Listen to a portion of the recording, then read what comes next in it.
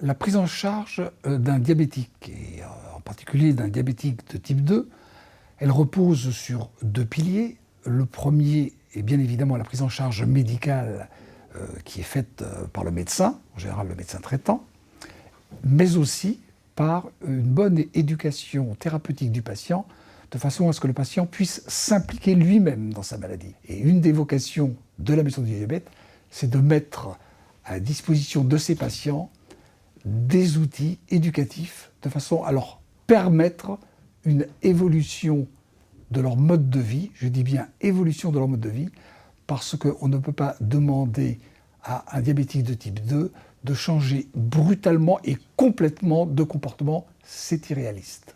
Il y a une très grande satisfaction et une efficacité dans les résultats parce que c'est les patients eux-mêmes qui ont choisi leurs actions, comme je le disais, et que ces actions sont des actions faisables. Ils les ont choisies en fonction de l'environnement et donc elles sont faisables pour eux.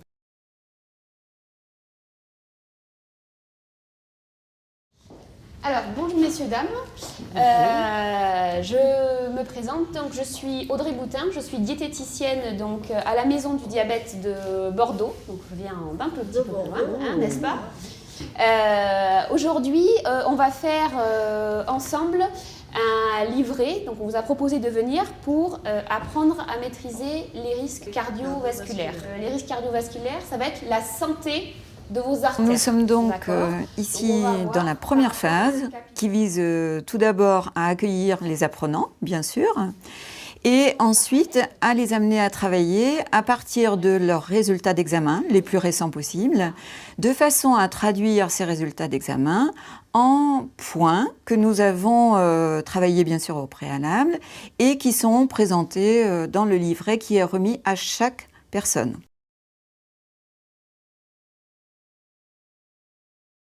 Pour les gens qui ont les bilans sanguins, je vais vous demander de les sortir et de les mettre à côté de vous pour que ça soit plus facile. On va calculer chacun. Je vais vous demander de mettre la date en haut. Grâce aux consignes du formateur, grâce aussi au livret qui présente un repérage à l'aide de couleurs, les personnes sont amenées à convertir en fait tous ces résultats d'examen qui sont présentés souvent en unités très différentes. Ils sont invités justement à les convertir en points de façon à obtenir un total santé qui est ensuite rapporté à la santé de leurs artères. Si j'ai une tension, ça c'est le premier chiffre, inférieur à 13, d'accord? Si j'ai 12,6 par exemple, je gagne 10 points. Pour les personnes qui ont des difficultés en lecture et en écriture, un code de couleur a été prévu de façon à ce que ces personnes puissent, comme les autres, prendre leurs repères et conserver ces mêmes repères jusqu'à la fin du livret. On va calculer le HDL cholestérol. D'accord? Donc celui-là, c'est celui qui protège. Voilà, Michel. C'est Michel. Vous allez maintenant calculer votre nombre de points, c'est-à-dire que dans toutes les cases, il y a marqué nombre de points, vous allez les additionner et vous allez calculer, vous allez mettre en bas le score que vous avez obtenu.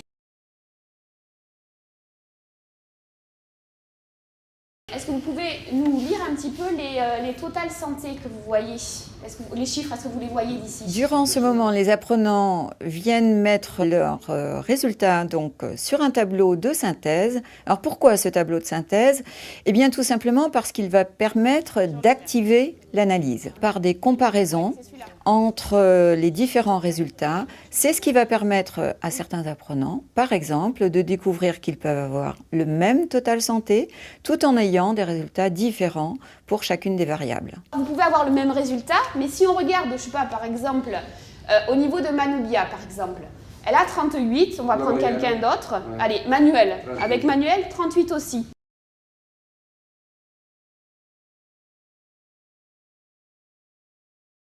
Donc, il faut prendre une action qui va changer quelque chose dans votre santé de vos artères et qui va, après on va voir par la suite, qui va être possible à réaliser tout de suite, d'accord, dans votre quotidien. On va prendre ensemble, on va faire l'exemple sur la vignette numéro 1. C'est « Je mange moins salé ». Vous avez marqué une ligne « Point gagné ». C'est-à-dire que si vous mettez cette action en place, je mange moins salé, d'accord, vous allez gagner 3 points. À cette nouvelle étape, eh bien, les apprenants vont être amenés à découvrir un certain nombre d'actions qui portent tantôt sur l'alimentation en général, avec par exemple la possibilité de diminuer la consommation de produits gras ou de produits sucrés, mais aussi des actions qui portent sur l'activité physique, avec de la même façon des actions plutôt simples à exercer, comme la marche par exemple. Donc vous marquez votre total, vous additionnez le total de vos 2 actions choisies.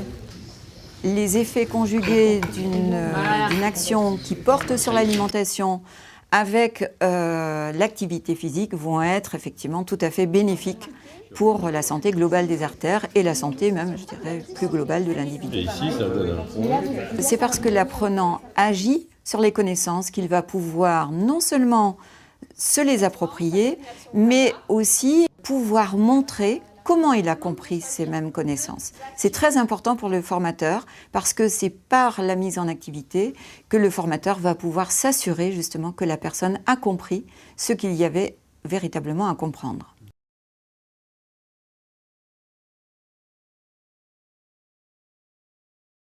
Lorsque l'apprenant a choisi 2 actions, l'une du côté de l'alimentation, l'autre du côté de l'activité physique, eh bien, il s'agit à ce moment-là de rapporter ce choix à la faisabilité en contexte. Alors pourquoi c'est important? Parce que, bien évidemment, l'action n'est pas qu'une décision au moment de la séance d'éducation. Il s'agit de s'engager à réaliser une action en continu, en tenant compte justement des contraintes, mais aussi des atouts de la vie familiale, de la vie sociale, de la vie professionnelle, des valeurs culturelles aussi auxquelles chacun est attaché. Ça ne sert à rien de prendre une action trop difficile pour vous. Il faut que ça soit le plus... Il ne s'agit pas pour la formatrice de décider à la place de la personne, il s'agit bien de l'aider à analyser tous les éléments qui vont intervenir à la faveur ou à la défaveur de la mise en œuvre d'une action et d'appuyer, d'encourager, de stimuler, de façon à ce que ce soit l'apprenant qui décide véritablement si telle action est pour lui réalisable ou non.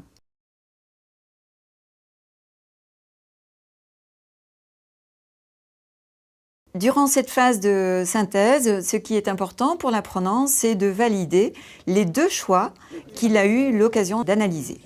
Il a analysé donc les bénéfices sur la santé de ses artères, mais il a aussi analysé la faisabilité de ses actions et il va donc s'engager à les mener. C'est lui qui décide, bien évidemment. C'est bien la personne qui va mener ses actions, non pas de façon ponctuelle, mais de façon continue. Dans la maladie chronique, les résultats ne vont pas se voir sous 3 jours, 5 jours ou une semaine. Les résultats vont se voir sur le long terme et c'est bien pour cela que ce tableau de suivi sur 5 années va être un élément très encourageant pour le patient lui-même qui va voir justement l'évolution de toutes les données qui le concernent.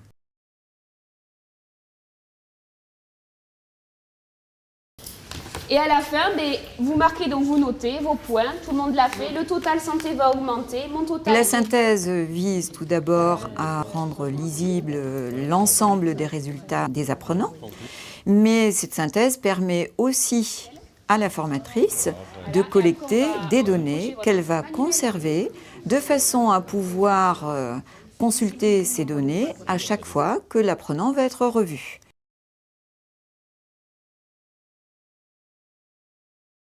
Et à partir de maintenant, les 2 actions que vous avez choisies seront à mettre en place. Eh bien, voilà. D'une part, en principe, les apprenants vont mettre en œuvre les actions qu'ils ont choisies, ça reste quand même l'essentiel. Et du côté de la formatrice, eh bien, il s'agira de programmer d'autres situations d'apprentissage de façon à compléter le travail sur les connaissances parce que ces personnes en ont besoin. La mission de la Maison du Diabète est donc pleinement accomplie dans la mesure où elle permet aux apprenants de se rencontrer. Nous le voyons, nous entrons là dans une nouvelle dynamique avec un appui essentiel, c'est l'implication de la personne.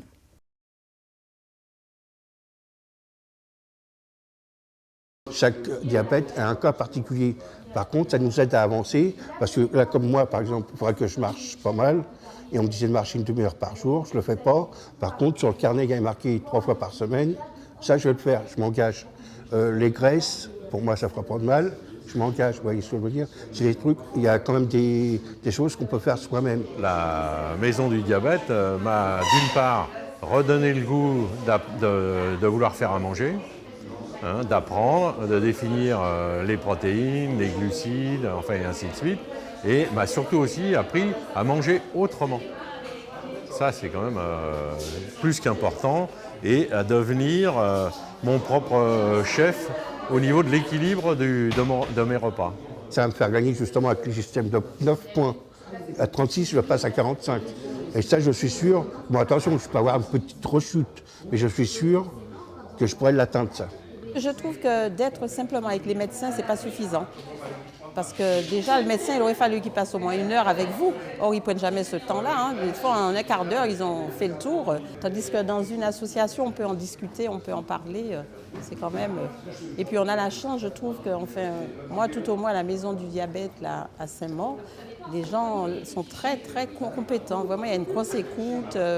Il y a beaucoup de conseils. Je trouve qu'ils ont la patience. C'est vrai que moi, ça a été vraiment quelque chose de salutaire pour moi, hein, d'avoir connu ces gens-là. En fait, on est sur un chemin, et sur ce chemin, il y a de l'accompagnement qui existe.